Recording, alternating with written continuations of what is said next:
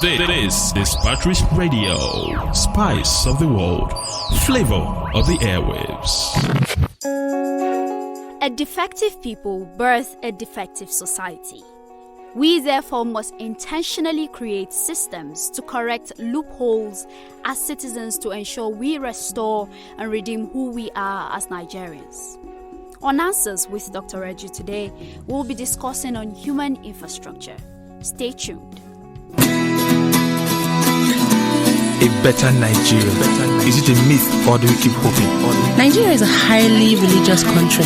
How come corruption thrives? Why is adoption not encouraged in Nigeria? Is there a future for the Nigerian youth? Being rich and famous, is that the only drive to be an artist? What makes a great nation? Is it the leaders? What about the people? This is Answers with Dr. Reju. Hi, my name is Onari, and this is Answers with Dr. Reju, where critical life issues are clarified. Today, we continue the discourse on human infrastructure. I have Adam Slojok, Obi Brown, and Dr. Reju in the studio this evening. Welcome, everyone. Thank you, Onari. Now, Obi, get started immediately.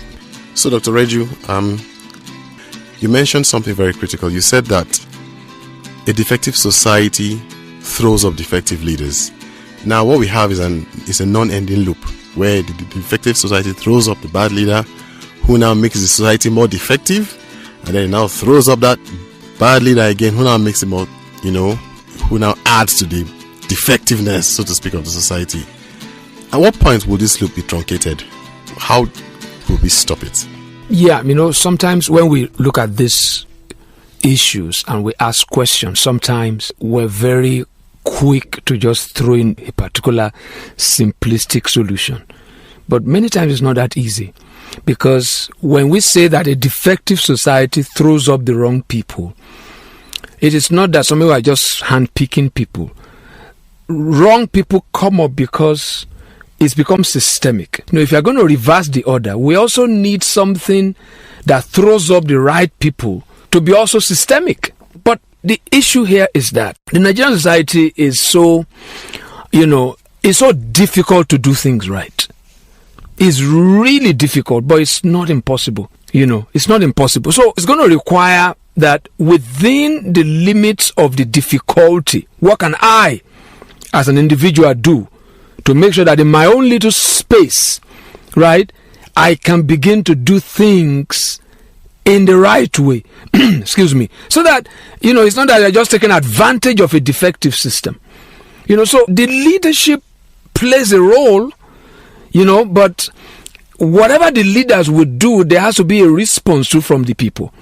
And the principle of leadership. I think you were the one that mentioned it, that the leaders come from the people, right? In the same way, it's going to start with, fine, there are things wrong, but what can I do in my own little space to make sure that I do things right? But I must tell whosoever is making up his mind or her mind to do things right, that you're going to run into a lot of brick walls.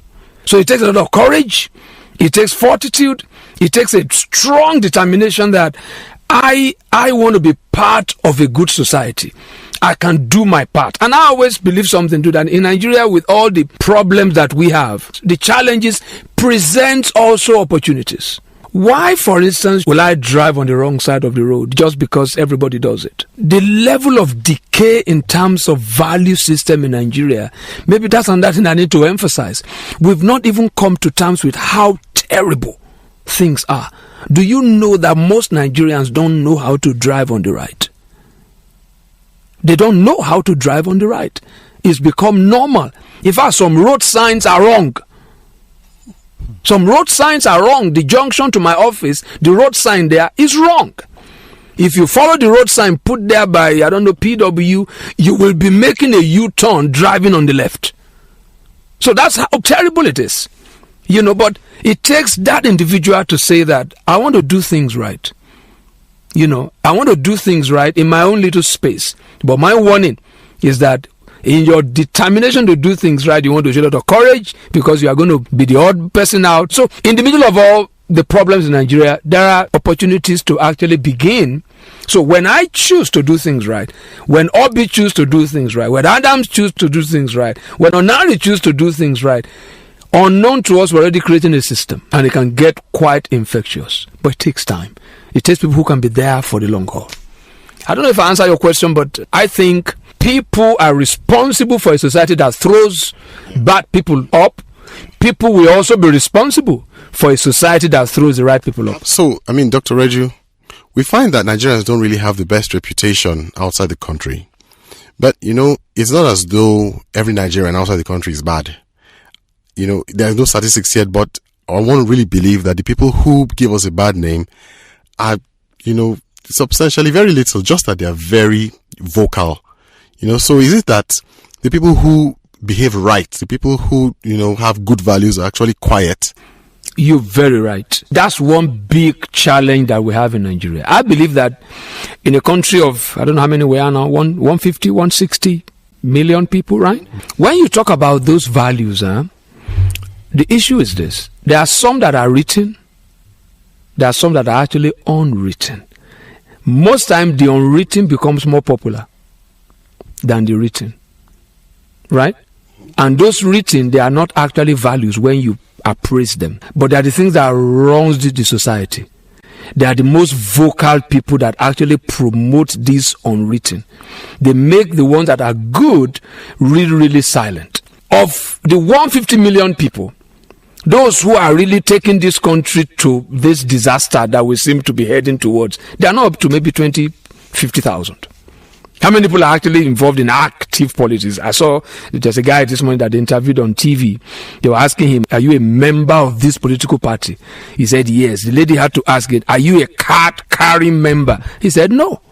How many Nigerians are actually card-carrying active politicians? There are very few. Those who call the shots in Nigeria are few. But you know what? That's the way it is in every society. But you see, there's something I learned when I spent time a bit in the US. There's a particular phrase, that they use, that it is not just my right to demand good governance. It is a duty. It's a duty. We've not come to embrace that kind of mentality in Nigeria. Somebody also, he gave an example. I think it was Peter Esele, past president of TUC. Said he went to a fuel station to buy petrol, and he insisted he was going to buy on the control price. Somebody behind him said, no, please, me, I'm in a hurry. I can buy at any. He said he wanted to actually raise an awareness there that if we insist here, we can change things. There's a place of civil disobedience that is non-violent. But you see, someone that's going to engage in that, you must have established a particular attitude that is sustained, that you are always desirous of doing things right. Right? So that's how it starts. Systems are run by people.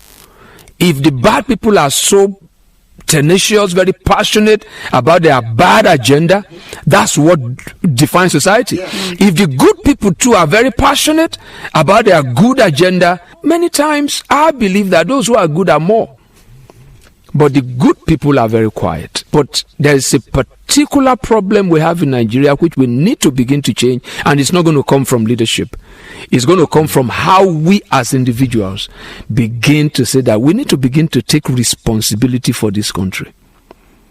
And where that will come home is this. I'm going to also make this point before I keep quiet here, that we are the way we are because of the way those who hate this country have structured us to be. Right? But they didn't force us there. It was something they sold to us that we bought. Right? We can also refuse to buy it. They still need our assent for us to be who we are. We can also choose not to buy it. Okay. So, Dr. Reju, we're experiencing this trend now of Nigerians, Nigerian students going abroad for schools. And it's a growing trend, such that it's not just the kids of the most prominent people now. Any ordinary, well-to-do Nigerian can send his children abroad. What does that portend, for the future of this country? Do you think something can come out of that? It has its merits and demerits. And I'll start with the demerits. Right? Mm-hmm. Because of a recent experience that I had. Somebody very close to me just sent his son abroad. And I was asked to help to maybe arrange for accommodation and all those kind of things for this guy with my contacts and all those kind of things. And recently, a colleague of mine who is going to be visiting me soon, it was then I just saw his address bar that he actually lives in that same town where this my friend's son has just gone. And I said, oh, I didn't know you were in that town. And I mentioned the name of the school, and he said he has never heard of it. This is where this guy has lived for years. It's like somebody living in Jos and has never heard of University of Jos. So, with this migration abroad, right, to go and study, what kind of schools are they going to? Critical. That's very, very critical. You see, when the issue of studying abroad happened in this country years back, number one, it was due to inadequacy, right, of education institutions here. And then number two, it was to develop leadership. It was to develop, most of them went abroad on government scholarship. It was to develop leadership. Today, it's status. You see, those are the kind of mentalities that we need to change. Right? Here. So, you can actually go abroad because of merit and because of a well-intended mission. Right? There are actually some things that, some level of education that you want to get for somebody that are not obtainable here. I know that we have serious challenges with our tertiary education here. Serious ones. But I also believe, like I said in my last answer to the question, that these things might not just be that it happened that way, it might be intentional to weaken, the quality, to devalue the human infrastructure so that some people will continue to have their way. So one of the ways of responding to that might be, okay, if I have a school, I want to train, graduates of my school to abroad so that they can come back stronger. The school I attended in the US, every one of us had to come to an agreement that you're going to go back to your country. Right? And that's why such schools appeal to me. Now, it's a mixed grill here. The influx abroad. I saw the statistics of Nigerians studying in Ghana. I know people who send their awards to go to university in Republic of Benin. There's something wrong somewhere. If the purpose of your going abroad is not for human infrastructural development that will bring people back to come and add value, there's something wrong with that. If it's just for status, there's something wrong with that. And then you are sending a kid abroad when you've not even done any kind of background check. How can somebody be living in a particular town and you don't know, that person doesn't know that university? Say he has never heard of it. Now, this is somebody who is involved in education. So it's not just somebody who is uninterested. It's a bad trend. Rather than sending kids abroad in this unrestricted manner, why don't we rise up and demand quality? Yeah. For the universities that are here. I finished from University of Lagos. That university was started in 1962. Right? It's been there long enough to be a global brand. But what has happened? The last time they wanted to change the name, all the alumni rose up and said, we will never change the name of our university to one unknown name because it's a brand, and it didn't succeed. That's how to do it. So it takes a lot of effort and courage and commitment and patriotism, because we've gotten to a point where those who hate this country have also affected us, that nobody really cares what happens to this country, and that has to change. Yeah, let's just stick on this point a little bit. What Adam started saying about education, because last week you mentioned the need for the development of human infrastructure. Yeah. Absolutely. We know that perhaps that development may not be able to come from our institutions the way they're presently structured. Absolutely. Maybe that's why he asked about, those who are going abroad, although most of them don't really get to come back. And even when they come back, they queue for jobs like every other person. Yeah, which is very unfortunate. But we also are aware that the structure of the system doesn't really support merit. and that's why you don't need to be the best candidate to even get into unity school or to get into university, or to get into some of those choice government. Yeah, these things. I think I really get your drift, and that will really take me back to something that we throw more light on what we're talking about, because where society begins from is the family. Education actually begins from the family. Yeah. We run a school, and this is what we tell the parents. It is not the duty, it is not the responsibility of our school to educate your children. It is your responsibility, the parents. You only delegate that to us. And we are going to tell you in our school that we are not going to take that responsibility off you. We are going to partner with you. So it begins from home. Education begins from the family. Human capital development begins from the family. But you see a situation where most families, we have allowed the environment to really now define how we raise our children.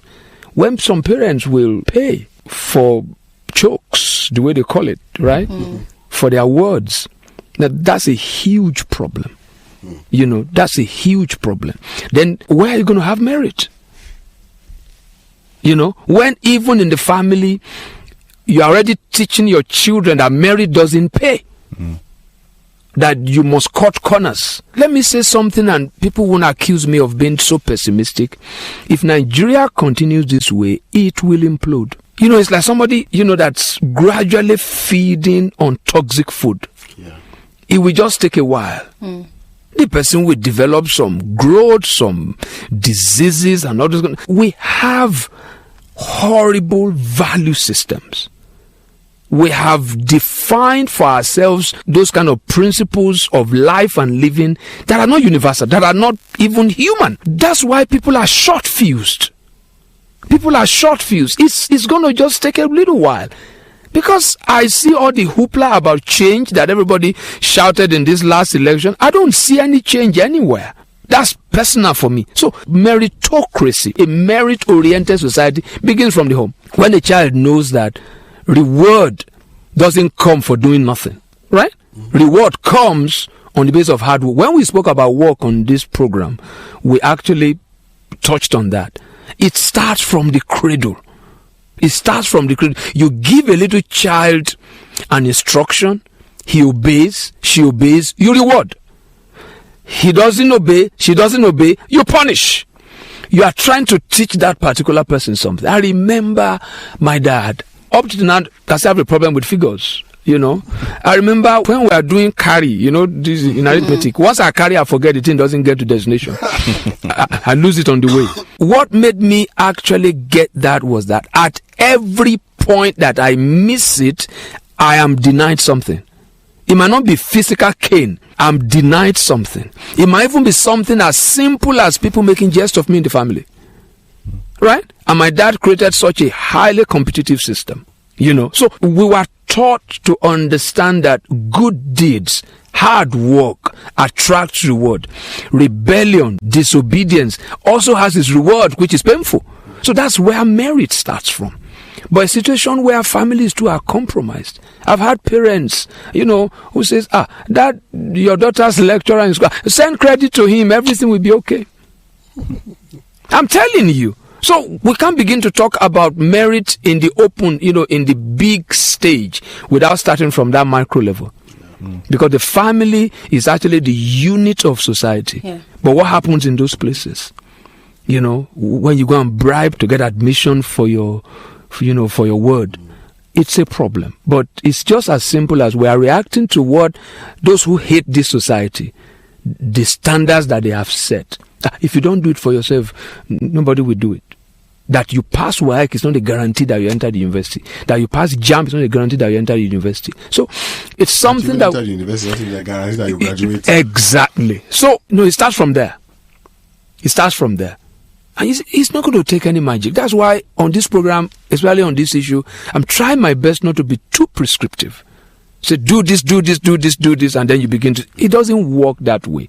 Because we're talking about individuals who have a mind, who have been oriented in a particular way. It takes time. I remember when Obasanjo came into power, one thing he said, when we were talking about technology, he said, one thing Nigerians need, first of all, is a reorientation.